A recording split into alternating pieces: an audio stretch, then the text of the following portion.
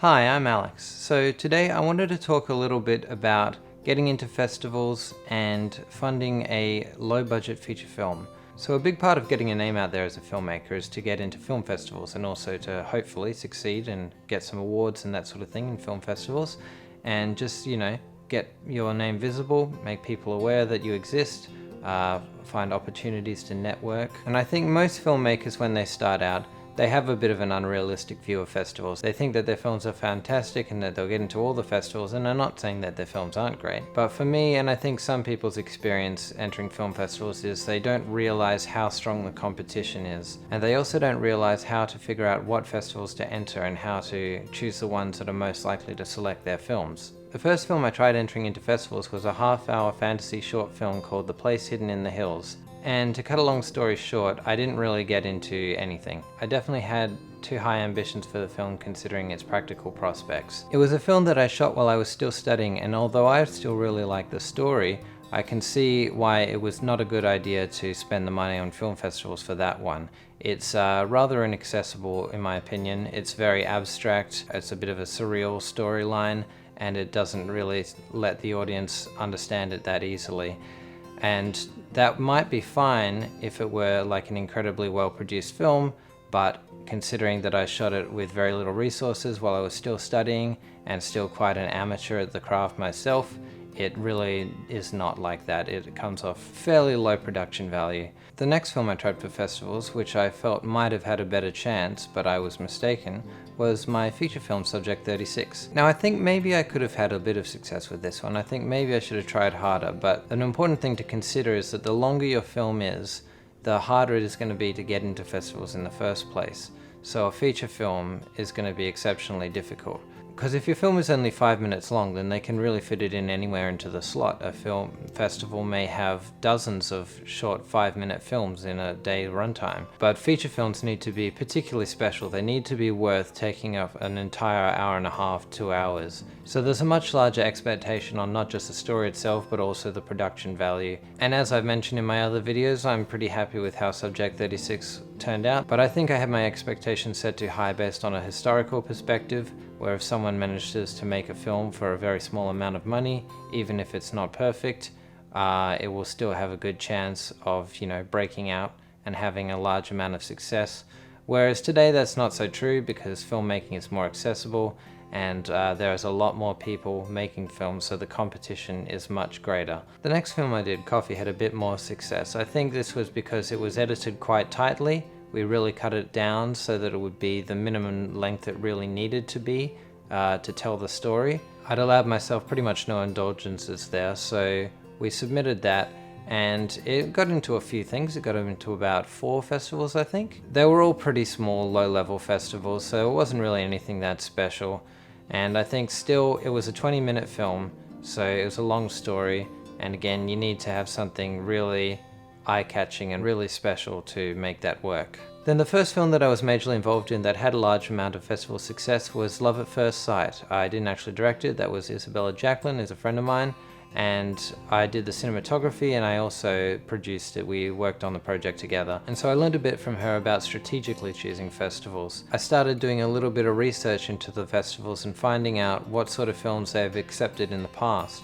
Some of them have YouTube channels where you can look it up, or if you do a search for the festival, you'll find films that reference the festival as having been a part of it.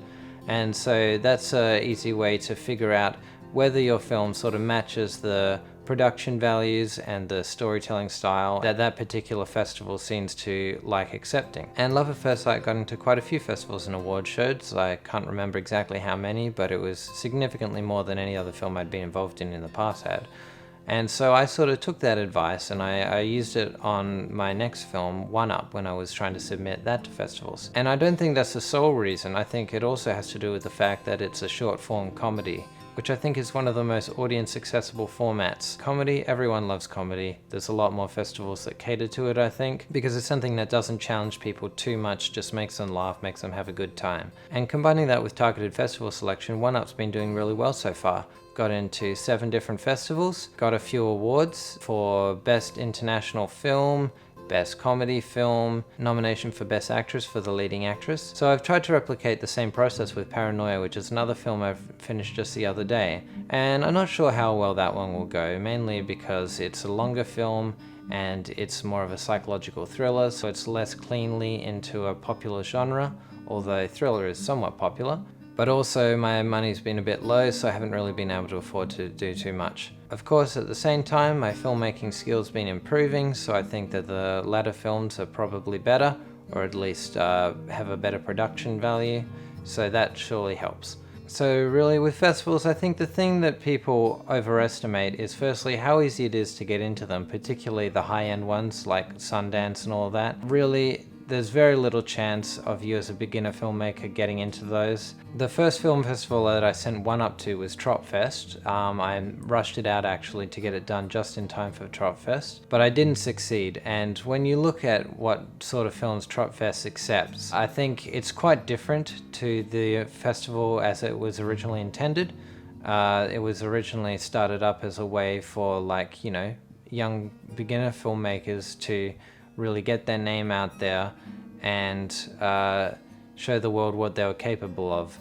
Whereas I think, and I don't think this is just a Tropfest thing, I think this is sort of something that just happens when a festival gets really popular. When you look at the films that get into Tropfest, you find that surprisingly the majority of them have a name attached to them, like known actors, known filmmakers, often with large budgets and large crews. So really, I think the dream of just being a beginner filmmaker and have your first film sent to Tropfest and it's a big breakout hit, I think that's sort of an antiquated idea. And maybe if you're lucky, you can get into a film festival in the first few years when it's having that kind of breakout success. But after that, they just become too big. They need to keep up their media presence, they need to draw people in to watch the festival every year, and that requires, existing names, big budgets, all that kind of thing. It's an unfortunate state of affairs, but it's easy to overestimate that, and I think you just got to take a realistic perspective on it. And on a related note, I think the other thing that people overestimate is how much personal success they'll achieve from getting into festivals. Since you can't get into the big ones, you have to settle for smaller ones, and while those are still good to get into, it's still good to have your work shown in different places. It really won't have the same kind of career-defining, career-making effect, I think, as stuff like Tropfest. I think one thing that you can potentially do is achieve a lot of success in smaller festivals, and then you might have a larger chance of getting into the bigger ones because they see this has got a lot of awards. It might have got a little bit of existing media attention, and so that builds a bit of hype. And then a larger festival might be able to build on that hype. That's not something I've achieved yet, but it's something that I think I've observed in other filmmakers. Also, if you're clever about it, you can use social media as a platform to advertise your success in festivals, which can also give yourself a little bit of prestige, make people more inclined to watch your film. And you can definitely be sure I'm going to put a lot of the laurels I've got on the thumbnails for my films when I upload them. Now, the other bit of important news for what I've been doing lately with my filmmaking is trying to raise money for my next feature film. My first one was for almost nothing, and this one I'm trying to raise about 20 grand, which is still almost nothing, but it's less nothing, to get this second one made, which is called Good for Nothing Blues. It's a crime comedy, and we ran a crowdfunding campaign back in December. Unfortunately, we didn't succeed. We got about $4,300 in pledges, but what I've done is that I've contacted a lot of the people, because I knew most of them, who pledged some money towards the film, and they've said that they'd be happy to continue to honor their pledge in exchange for, the same sort of rewards and all that sort of thing, if I manage to get the remainder of the money that I need to make the film.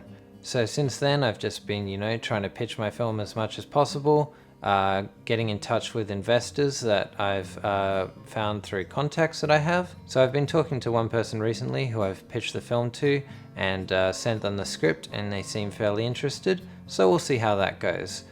Could potentially be getting a lot closer to achieving the full funding goal. So I'm just going to keep trying it, keep pitching it, and keep trying to get it to happen. As for my channel, which you're all here on, thank you everyone for subscribing. I now have about 800 subscribers. I know it's been a while since I uploaded a film. I think the last one I uploaded was Coffee in December. The main reason for that is basically just festivals. Love at First Sight has been sent out to festivals since about November.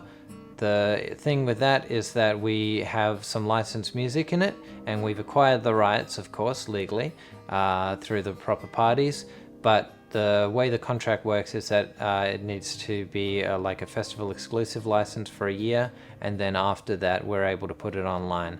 So you can expect to see that around the end of the year.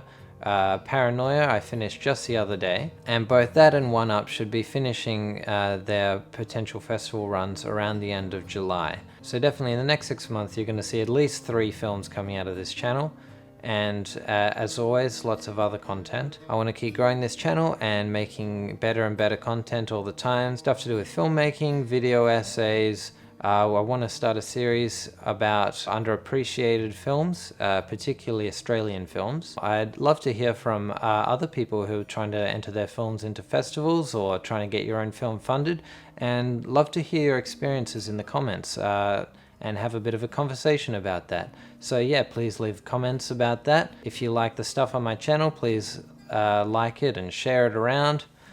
And yeah, have a great day.